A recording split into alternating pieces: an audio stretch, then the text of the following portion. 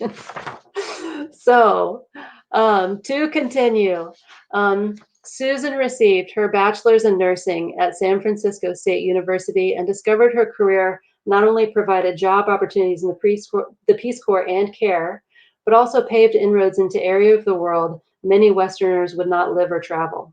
Over the years, she's journeyed to over 40 countries on 6 continents. Susan is a published poet and author, and her travel photographs have been featured online by the BBC News. Susan lives in the wonderful community of Bellingham, Washington, the city of subdued excitement. So I would like to welcome Susan Greisen, or AKA, I hope I'm going to say this right, Goey Sue, to the stage. And so there you are. Oh my goodness, Susan. Thank you. All right, I'm here. Hooray! Well, first, I want to say, Babwa, Ao, Komama, Damasadu, Igome, Ago Gumpia, Izwudu. These are the messages and greetings from the Gio tribe in my village in Zorgawi, Liberia.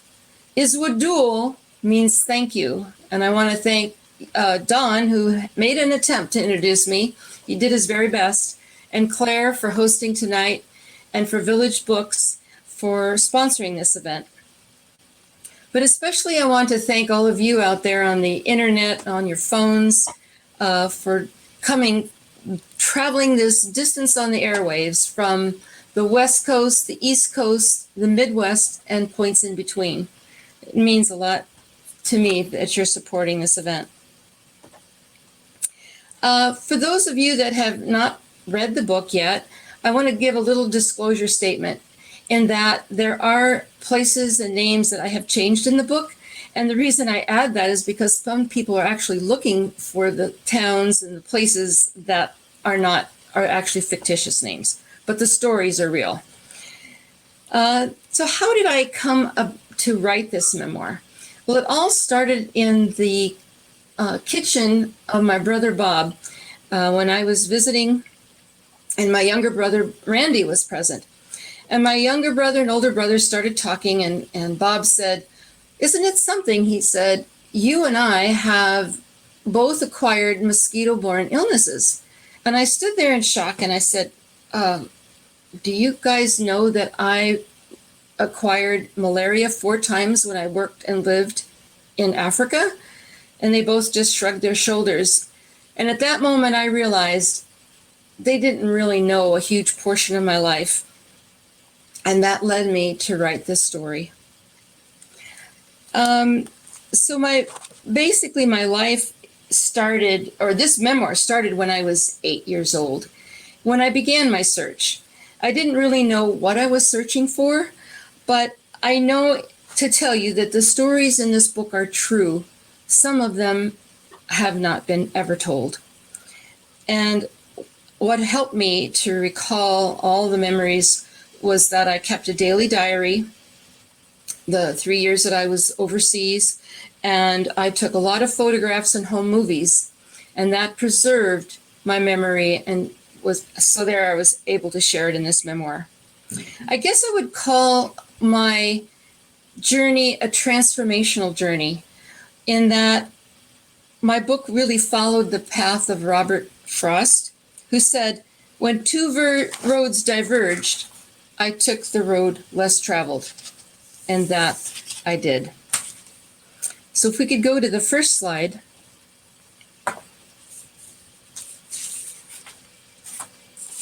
Actually, it'd be the second slide, Claire. Okay, so this is where I'm going to show my technological prowess. Here we go. Folks, I'm going to ask you to bear with me as we work through this adventure together. Okay, I'm going to bring this up, and I may need to do a little bit of manipulating because I don't want you to see. So go to the slide. Everything. Yep. Yeah, go to the slideshow. Mm-hmm. There you go. slideshow. Start from the first slide. There you go.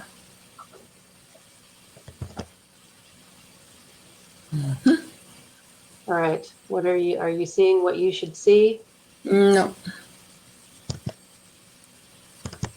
There you go. Okay, now go to the next slide. Whoops. What do you see now? Okay. So can you put that large up? All right.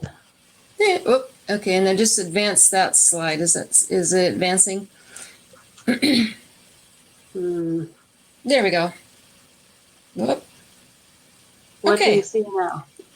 Well, so we missed one slide is missing. The first slide. Oh, I think I have my slides out of order. Hold on, I got them out of order. Okay, so, Oh, so you might, no, you're good. Go back, you were good. I'm trying. The other way. Oh, I see what's happening. Okay, I think it's doing like an automatic, it's advancing automatically. So I am going to stop sharing just for a second until I get my ducks in a row, because folks, you should know that Susan very diligently practiced this. It was almost perfect.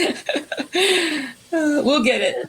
And so now, what's happening is now I'm seeing on my screen just your slideshow really big, taking up the whole, let's see, in the show. Okay.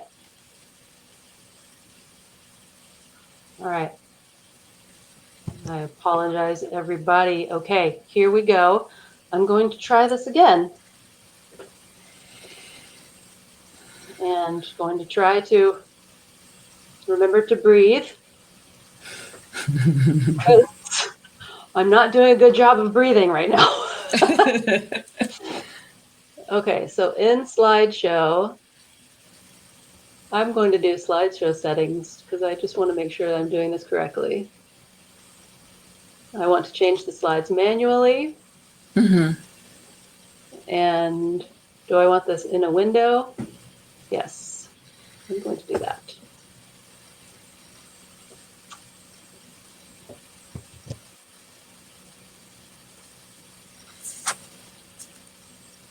All right. And why it's not showing, I do not know. This must be some of what you... Oh my gosh. Mm-hmm. She's back. There we go. She's back. Okay. What I am seeing is your slideshow. What are you seeing? Well, I'm seeing all the slides on the left, and then so we want to go into the slideshow. Begin with the slideshow at the beginning.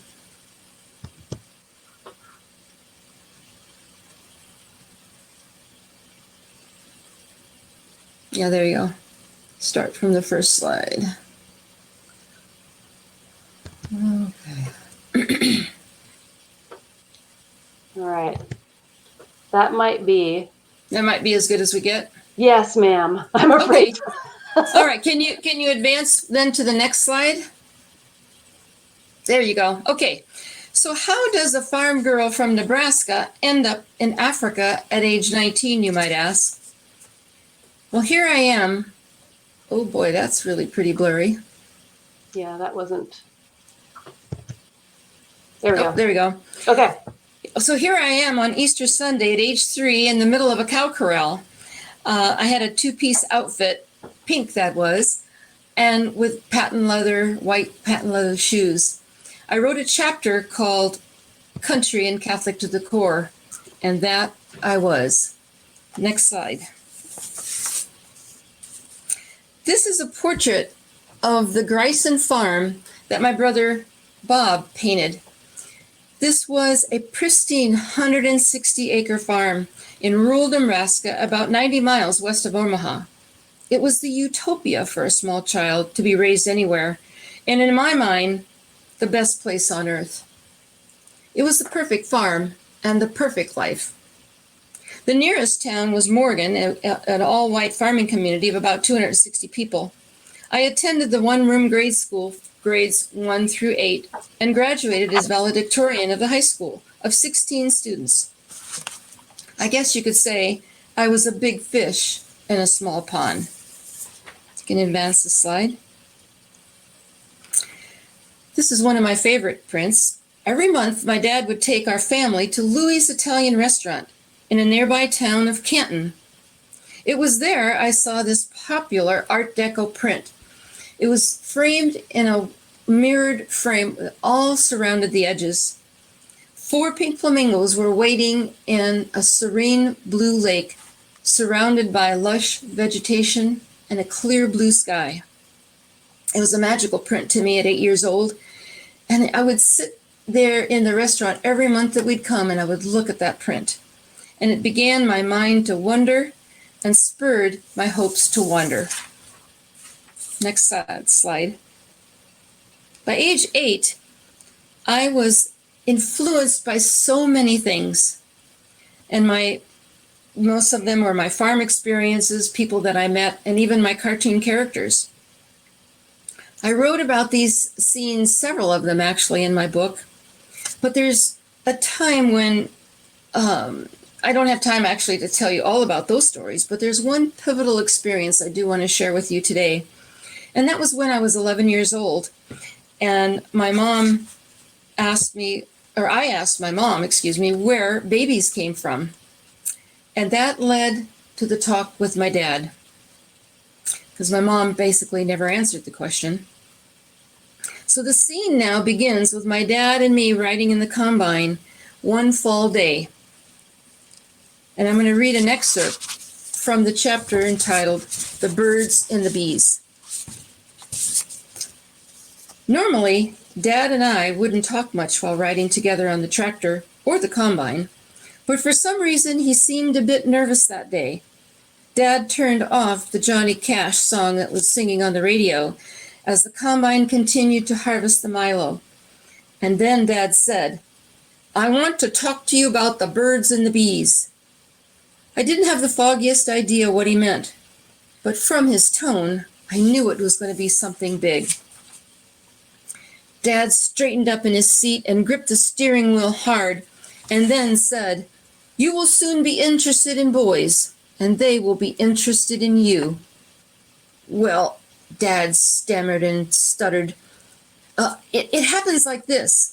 When I met your mom, she was the most beautiful woman I'd ever seen, and one night I took her out dancing and I held her body close to mine, and things got out of control. My lower body got out of control while we were dancing, that is.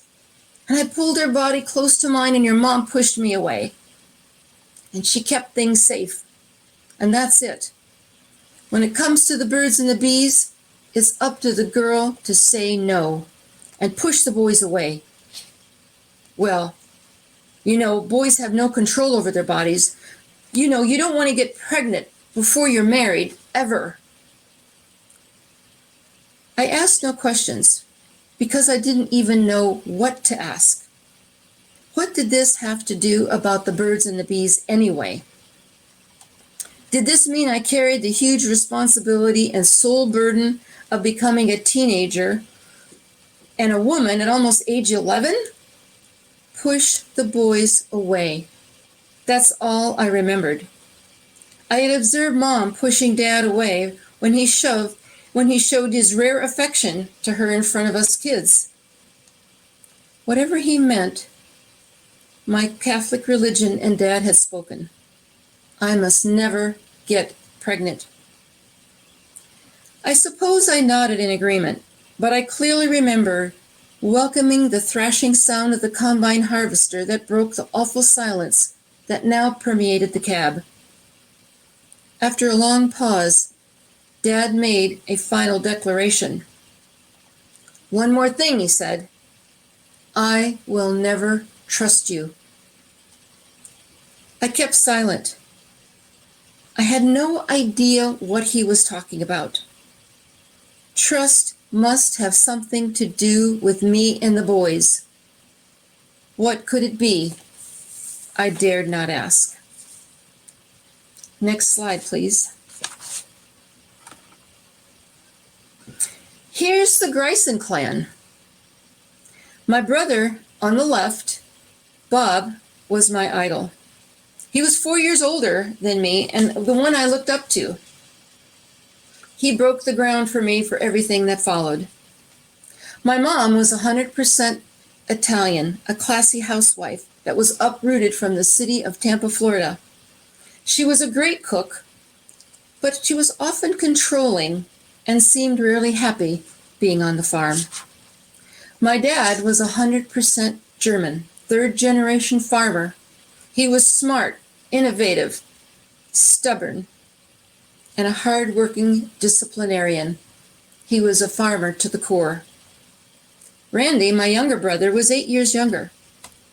He was the apple of Mom and Dad's eyes. Outgoing and a jokester, he made us all laugh.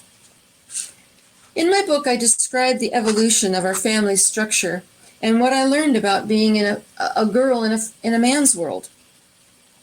Tensions between me and my parents increased, and some of my privileges were denied. I never really understood the reasons why. They wanted me to become a farmer's wife. I wanted to be a nurse at age 16. Next slide, please.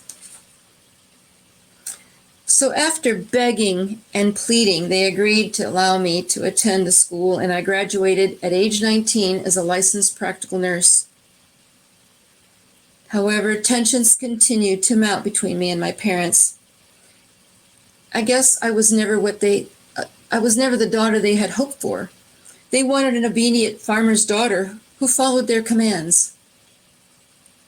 I prayed for a sign, and many came to me in the book.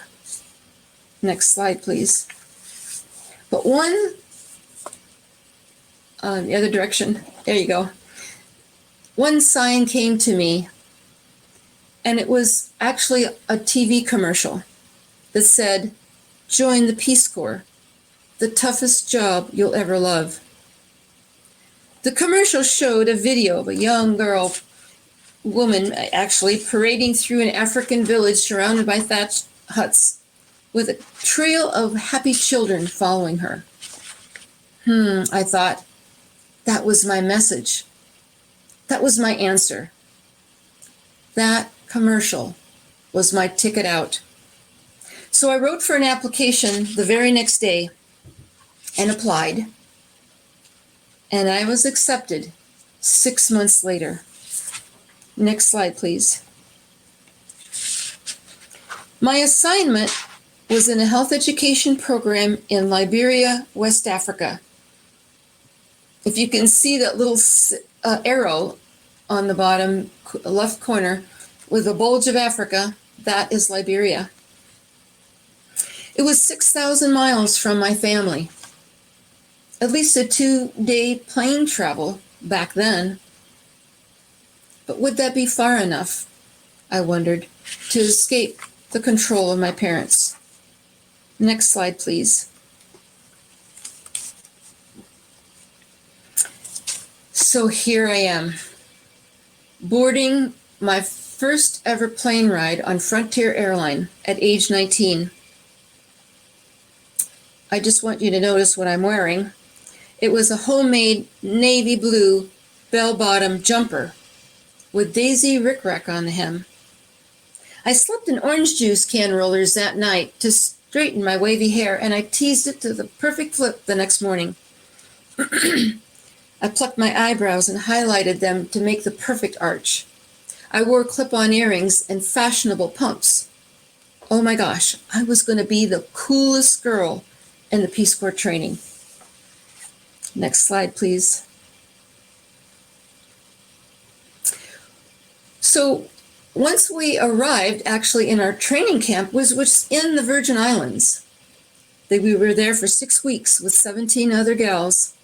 We trained, and most of the gals were in their mid-20s with 4-year college degrees.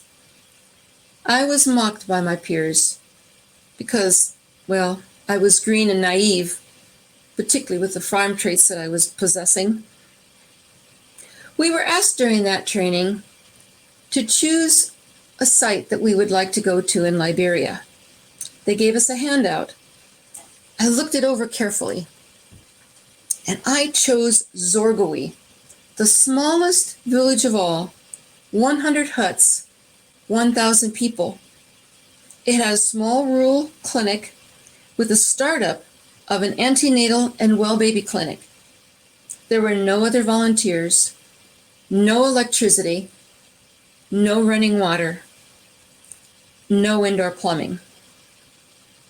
I just was so excited. It would be like camping for 2 years, I thought. And I wanted to be chosen for Zorgowe.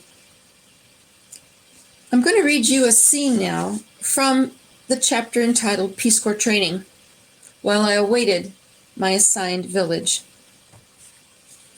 The Liberian trainer, Mrs. George, pulled a cloth from the flip chart pedestal, unveiling a map of Liberia, with our names next to the site assignments. To my astonishment, my misspelled name was next to Zorgowe. I later discovered that no one else had picked that village precisely for the reasons I had. Maybe my green farm girl image from the sticks proved to be stronger character than my fellow trainees imagined. Or maybe I was naive. I knew what I could do and what I could accomplish.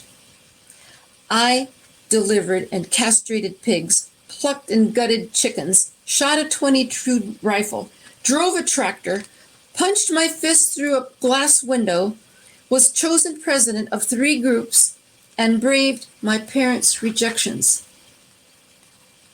No stronger woman stood in the room at that moment, and I was only 19 years old.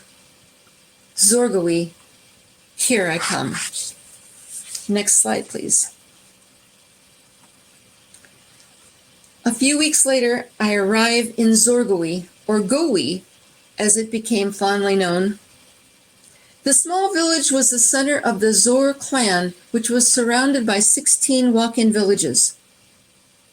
This is the view from my house with the oncoming storm. Do you remember that portrait that my brother painted of the perfect farm? Well, this was the perfect village. The image of that village actually was just like the Peace Corps commercial.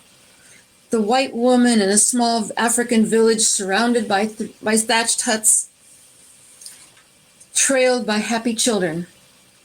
Next slide, please. And there they were.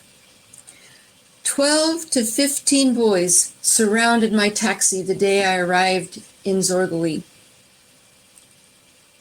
They surrounded the taxi, they grabbed my bags, carried them into the house, and then they immediately left and plastered their faces against the screen windows for days. It took many weeks for my novelty to wear off. They were just curious of the new white woman in town. Next slide, please. Here is my clinic in Zorgowe. On the left is Duel, who is an assistant. On the right is Peter, who actually acted as a physician assistant, and he just had a few weeks of training. And we had only basic supplies like aspirin, penicillin injections, malaria medication, and bandages. My job was to set up a well baby antenatal clinic using only education as the primary tool. Teaching healthy practices were critical to decrease the high mortality and morbidity rate in my area. Next slide, please. In my Peace Corps training in the Virgin Islands, we were all asked, "Why did you join the Peace Corps?" My answer was, I wanted to help save the people in Africa. My colleagues laughed rolled their eyes at my idealistic response. Sure, I was naive when I first arrived in Zorgowee. I was just barely 20 years old, and I saw the village through my American farm girl eyes. I had so much to learn about the Liberian culture. My family in Africa, this is my family there. The first person on the left is Martha. The next person is Rita, followed by Clara. And then on the right is Sammy, a Lebanese merchant in Zorgowee who owned a small shop. These are the people who taught me the lessons and the messages I needed to learn. Next slide, please. Here is one lesson I had to learn the hard way. This is a small boy scaling a palm nut tree with bare feet and a belt fashioned out of a vine. I'm sure you're thinking, oh, this could be a recipe for disaster. And actually, it was for Abdu, a father of 4, who fell from a palm nut tree and broke his back and paralyzed from the waist down. In the chapter called The Value of Life, I tell of Abdu and his family, where Peter and I made several attempts to transport him to a higher level of care. Eventually, he succumbed and died in his village. Here is an excerpt from that chapter entitled Value of Life. Through Abdu's death, I gained a new perspective regarding human life in Liberia. Rehabilitation for a paraplegic or long-term care was not a healthcare focus in Liberia. Treating acute conditions like diarrhea, malaria, and pneumonia were more what these hospitals could handle. Family members must have a role and a function for the greater good. The repair of a broken person, a paraplegic, comes at a cost, both monetarily and in the family's commitment to provide care.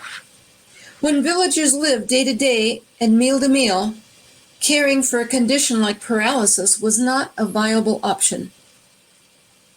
Taking 1 to 2 people to care for Abdu would take those away from those providing the care of the family as a whole. I could never have imagined this challenge in the U.S. Eventually, my frustrations turned understanding. When I grasped what options and choices the people and the villagers had, I never experienced human existence at a basic survival level until I lived in Liberia. Previously, my only knowledge of an expendable life had been with the farm animals back home. Dad believed in survival of the fittest. Even though Abdu's family, Peter and I, did everything in our power to help and save him, he was beyond repair for the time and the culture in which he lived. Next slide, please. Here are pictures taken of the short devil and the tall devil in Gowee. On the right, I am holding a baton between me and the tall devil in front of my house. In the chapter Devils that I wrote, in the chapter entitled Devils and the Medicine Men, I write how witchcraft and the country medicine impacted the health of the people and the power they held in the geoculture. Next slide, please. I spoke and wrote of malnutrition among small children and how many died in Gowee. But I will read you one excerpt of a child we did save. The scene begins when Aman brought his 6-year-old son, Say, to our clinic, 20 pounds underweight and unable to walk. He had been treated with country medicine and diarrhea for months and was severely malnourished. We successfully treated him in the clinic.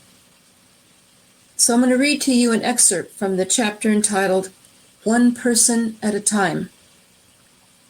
And just a note, Liberian English, or Pidgin English, is the common language we all spoke. The excerpt begins. Gradually, over several weeks, Say became stronger as he resumed a normal diet. His bloated belly, puffy face, swollen feet and hands shrunk, and his limbs filled out.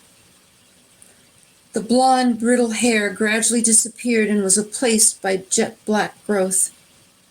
Slowly but surely, the 6-year-old boy became strong enough to walk, something he hadn't done in months. After weeks of care and monitoring in the clinic, I experienced my first joy. I caught Say's smile. 4 months passed. While preparing for our well baby clinic, I heard a male voice calling my Liberian name. Yunga! Yunga T! A man and his son stood at my front door, a proud father with his healthy boy. Babwa, Yunga T! Ao, I replied. I gestured for Aman and Say to come and sit when the father spoke softly in the Liberian English words he knew. Yongati, my wife and 5 children say thank you, Ya, for saving Say. We want to give Say to you for your own. He paused and took a deep breath and went on.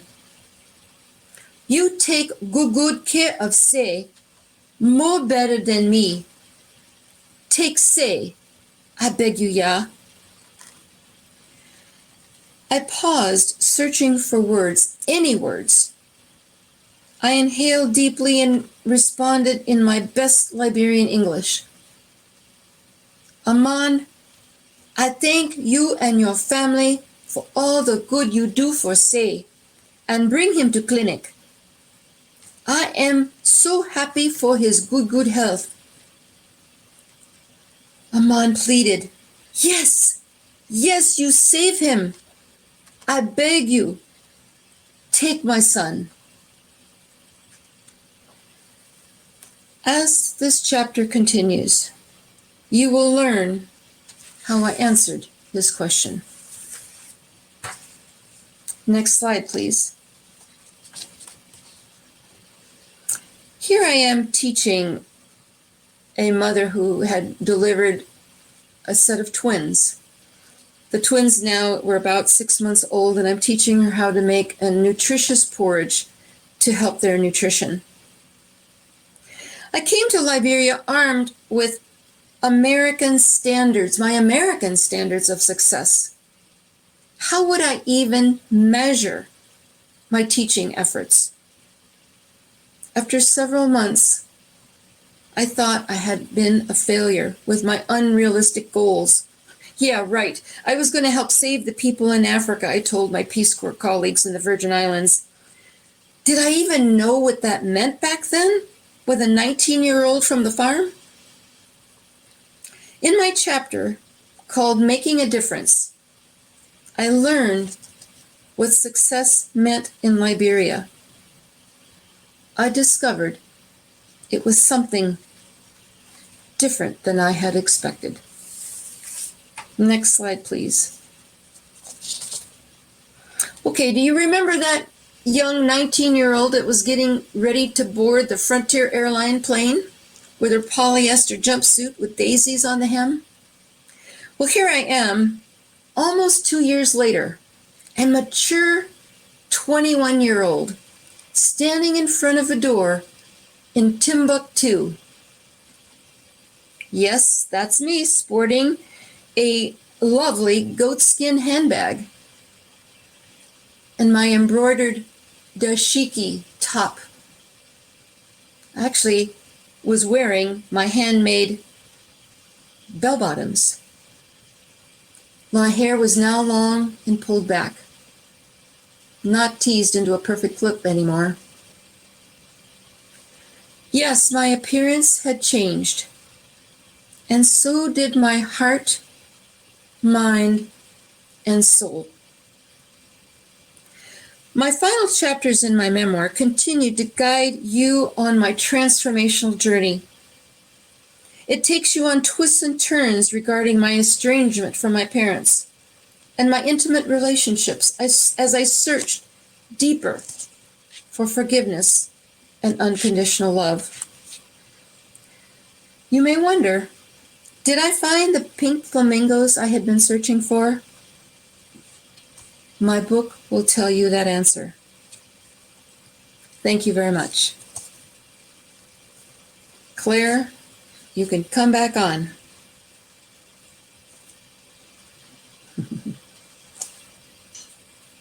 Wow. Wow, Susan. That was, what a journey. Oh my gosh. Thank you for sharing that with us. Thank you so much. And before we go into the Q&A, I would just like to take 1 second to say a couple acknowledgments. If that's okay. Absolutely. I want to say Iswood Duel. Thank you to a few people. In the back of my book, I have 2.5 pages of acknowledgments. I know that might seem a lot. But you know what the saying is, it takes a village to raise a child, but it takes a family and a community to publish a book. And so I want to extend a special appreciation to Laura Kalpakian, my developer. Without her skills, my manuscript would still be sitting on a desk. And I thank Andrew Shattuck McBride, my copy editor, who fixed my book's ills. And I thank Penchant Press, Jessica Stone, and Lisa Daly for putting my book into print. There's one person in the audience, and I believe that she's there. She's my one-room school teacher. I rediscovered her recently, about a couple years ago, finding her retired in Arizona at age 86. She's depicted in my book, and I just wanted to call her name out because she was the very first adult person that made an impact on my life. And she has a very special place in my heart. But I send my deepest appreciation to my brother Bob and Joan, who are in the audience in California. And both of them have stood by me from the beginning. Bob, for sure, has known me the longest, being my older brother. When he read my draft of my memoir, he said, without hesitation, release it to the world. And because of his unwavering support of my stories and my experiences, you are all here today sharing my book.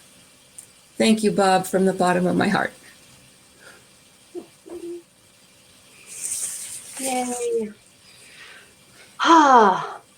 Well, I have re-enabled the chat. So folks are welcome to chime in, say bravo. I already see that we have a comment from a local author who is saying, wow, wow, wow, I can't wait to read it. So I'm going to take a peek at the questions. We got some questions early on. So the first question is, what made you decide to move to Bellingham, Washington? And they're so glad that you participate in local writers groups. And I'm going to go ahead and let you know that that's from Donna Holmes. Oh, thank you. No, Donna, but she wants to know what made you decide to move to Bellingham. That's a good question. You know, I have lived many places in the United States. I graduated from San Francisco State University, so I was in the Bay Area. And then I decided to move up to Seattle because the Bay Area just got too big, too crazy for me. And so I lived in Seattle for a number of years and worked there probably about 14 years. And then that city seemed to get too big for me. And remember, I'm a farm girl. And maybe, I guess you just can't take the farm girl out of me. So I kept looking for something a little more calm, a little more quiet. And then I had heard about Bellingham. And then when I moved here, I didn't even know how incredible the place was. I mean, I knew it had outdoor adventure and hiking and biking and water sports, etc. But then I found this vibrant writing community. And before I retired, I decided, I was living here, of course, at that time, before I retired, and I looked all over the nation. And I traveled and I said, well, where else could I retire? Well, guess what? I came back to Bellingham. There's no better place. The city of subdued excitement. That's right. That's right. I'm a transplant from 1994. You know, I left the East in 94 and here I am still. So there's a lot of us, I think. Yeah. Let's see. Tricia, I'm going to guess that her last name is Schlechte. Mm-hmm. Would like to know when did you decide to write this book? Oh, thank you for that. Well, it started 7 years ago. And it started in the kitchen when I was actually, visiting with my two brothers. And they basically didn't even know that I had malaria. So that started it. But then I saw an article in the Bellingham Herald it was called Family Legacy. And I remember clicking on that and I said, what the heck is family legacy? Well, it basically essentially is a memoir. It could be just a small portion of your life. It could be a large portion of your life. And then I started to take a class. And I took some courses at Whatcom Community College. And then later I took more courses at Village Books. And it was this one woman, I will tell you her name, is Susan Colleen Brown. Mm-hmm. She said, I took her course and it was about writing a memoir, and it said, there were like 8 of us there, and she said, we all wanted to start the same thing. I was like, well, where in the heck do you start? And she said, you start from the beginning. And when she said that word, I went, I zeroed right in to the pink flamingo print at Louis' restaurant at 8 years old. And that's how it started. 7 years, though. Wow. A labor of love, right? Exactly. I've loved those images. That slideshow is just wonderful. The picture of the village, that photograph is just stunning. Oh my gosh. It's the perfect village. It really was. Yeah. Let's see. Mike wants to know if did you keep a journal? Did you keep a journal? And I would like to know, do you still keep a journal if you did? Well, I kept a diary, and all the 3 years I was in Peace Corps, and that was my very first time, and I still have those diaries. So when I embarked on writing this book, I thought, oh boy, I've got a treasure trove here. So I started to read the diaries, and it was pretty kind of sad. It was like, I woke up in the morning, I ate breakfast, I went to the clinic, I saw 3 mothers, I went home, I went to bed. I didn't know how to write a diary. I mean, a diary was, here's what I did that day. I barely wrote. There were some moments that I wrote about feelings and emotions of some sort or events that happened. And there were actually enough events coupled with all the photographs that I took that made the complete story. And I guess there was some kind of strange thing. I thought someone was going to read my diary. So I wrote in code in case somebody would find them. And that's a good idea. Believe it or not, when I read that diary, a few years ago, the diaries, I actually could read between the lines. I knew what was between those lines that seemed really empty because I remembered. So I guess to say it really wasn't a journal. They were diaries, and they really helped me to remember, along with the photographs, of course. But yes, thank you for asking. Do I keep a journal now? Over the years, I have off and on kept a journal, but I have not since then. And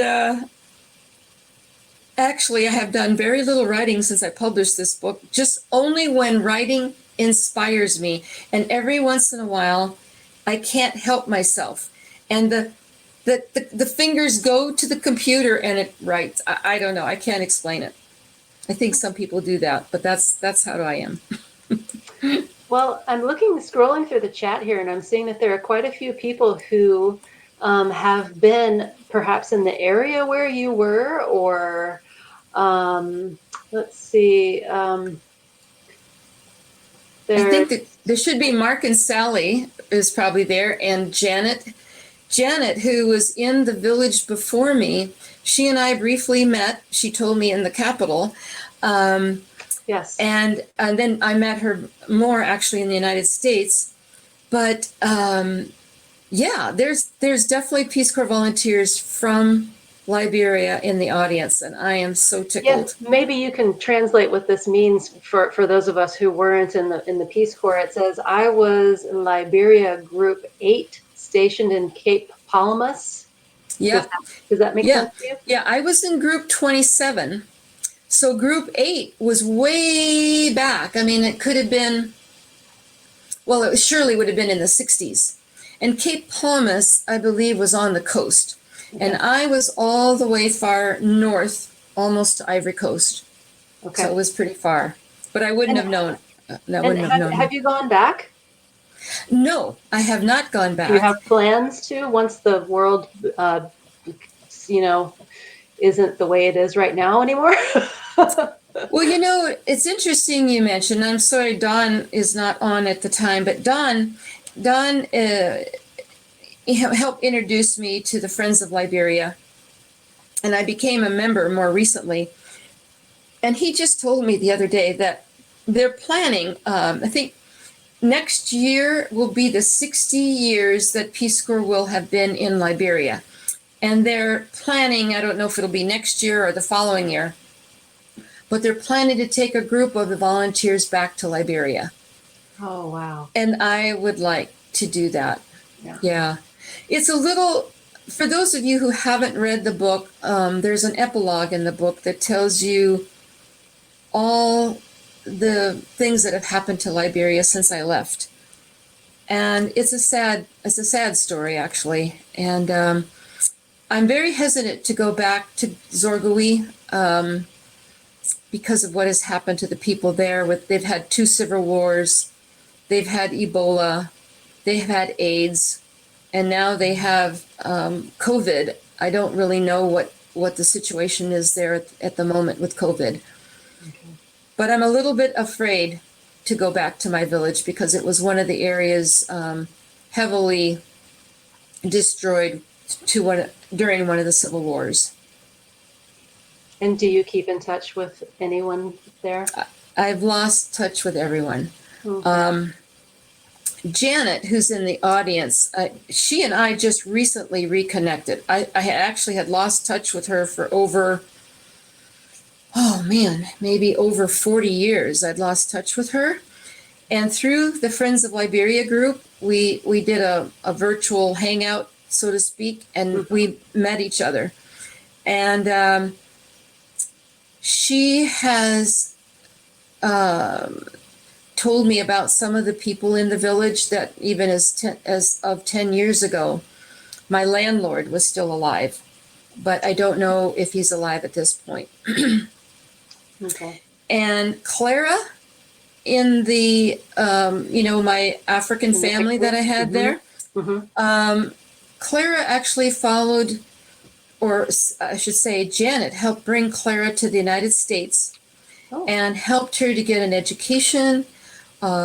She made an attempt to become an RN and was not able, but did become a nurse's aide. Okay. And yeah. So unfortunately, she is suffering with end-stage dementia, and she's in a nursing home in Philadelphia. Okay. So it's just heartbreaking to, all at once I was building my hope that I might actually meet her, and then found out that she's end stage. I'm sorry to hear that. Yeah. Well, there is Sally in the audience, was in group 28 in Carn Play. Yes. Is that how you would say it? Uh-huh. Yeah. Okay. Yeah. Yeah. Now, Sally, actually, her husband, Mark, took the picture of me holding that baton with the tall devil. And I didn't even know who took that picture, to be honest with you. I know when I gave my camera to Liberians, the pictures would not often be very good, so that it's because they didn't know how to hold the camera. And I just didn't remember who took that picture until, again, recently, Mark says, I took that picture. And that was Sally's husband. So Isn't it funny? I just can't believe how this book just keeps on giving and giving. I have now reconnected with so many Peace Corps volunteers I had lost contact with. So that's wonderful. Very exciting. I know that you do have a website. What is your website? Yeah, my website. Put in the chat. Yeah, it's SusanGreisen.com. Well, that's easy enough to remember. It's easy. Yeah, SusanGreisen.com. And it would be interesting if you would like to visit that, even if you haven't purchased the book, it for sure would be interesting. It'll show more pictures of Liberia. It will also show you home videos or home movies that I took of the Tall and the Short Devil that I converted to YouTube, cool. And they're on the website. I also have resources listed of other readings. I have other publications that I've been published in, and there's a blog. My blog actually is really just focusing on the book. There's so many backstories to this memoir that I couldn't put it all in there. I mean, just the fact that I met my grade school teacher. So I wrote a blog about her and a picture of she and I wrote, I have a picture of our one-room schoolhouse on the blog that someone recently found. So as I said, the book keeps giving and giving, and I'm going to keep it alive through this blog because there's so many, many backstories. Great. Wow. Well, thank you so much. Thank you for sharing your story with us and with the world. I want to remind folks that we have plenty of copies for sale at Village Books. We would love for everyone to get a signed copy. They are all signed. And again, you can go to that purchase. I never know if I'm pointing in the right direction. Yeah, right there. Yep. That's the one. Well, let's see. It looks like maybe there is one last question that was just added. Oh, this is from Sherry. If Susan is willing, I'd love to hear the updated story about Sammy, the store owner in her village. Thank you. Briefly doing that week. Oh, that's time. Yeah, and actually, there's a blog about that on my website. But thank you, Sherry, for asking that question because it's incredibly special. So as I'm writing my book, I go into my memorabilia box. And I'm just searching through my diaries. I'm searching through letters that I had saved. And I found 3 special letters that Sammy had written me. He had been, all the Lebanese in Liberia had been expelled from the country by the president. And they all had to return to Lebanon.